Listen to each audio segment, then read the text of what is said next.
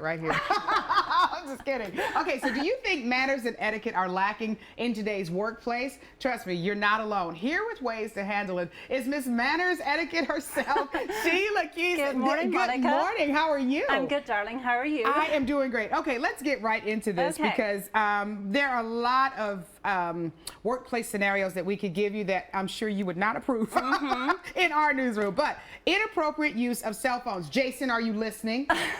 Let's get started with that one, Sheila. Cell phones, I mean, they're everywhere these days, and they're in business meetings, business lunches, the whole thing. Yeah. I always tell my clients, if you're going to a meeting, turn your cell phones off. Put it on vibrate if you're expecting, you know, an urgent call. And also those silly ringtones. You know, if I had Rule Britannia on my phone every day that John called me, we would go nuts. So, you know, don't have a separate ringtone for everybody.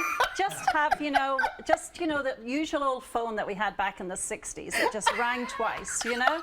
It drives people crazy. It really does. That's a good one. I gotta change the settings on my phone after the segment. Okay, so wearing unacceptable clothing to work. We ought to know better by this time. Well, we should, but of course, summertime in Vegas, it's so hot, you know, and everybody wants to be cool and going to work. But you know, those, what do we call them? The tank tops? Tank tops, and you know, and ladies, less cleavage is best. You know, we don't want any distractions in the office, and you know, a little respect for your co-workers as well. So wear appropriate clothing, and you know, it looks better. Okay, all right. Now, complete lack of courtesy and respect for others, unacceptable. Absolutely. You know, don't interrupt people during a conversation. You know, you can agree to disagree, but you know, don't always be the one that's been negative all the time. And you know, listen to people and what they have to say. It goes a long way. Okay, all right. And when you're having a conversation, let me ask you this, Sheila, because I heard this a while ago. If you have to interrupt somebody, you should say "pardon me" versus "excuse me." Is that true? Well, you can say "excuse me" or "pardon me" is when you make a mistake. Pardon me, but "excuse me" is when you're trying to get in there. Get in there. Yeah, okay. Exactly. Okay. All right. Gotcha.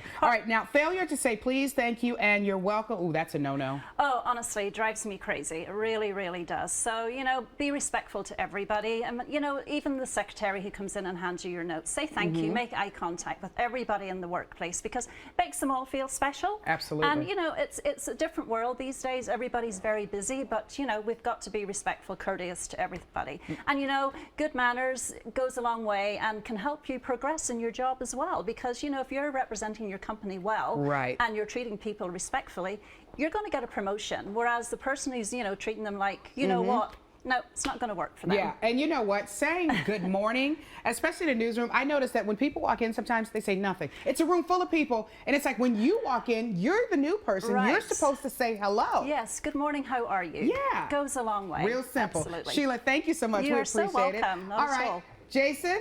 Yeah. Jason, what are you doing? What's in your hand? My phone. But I'm not doing anything inappropriate. I mean... Let me see the last text.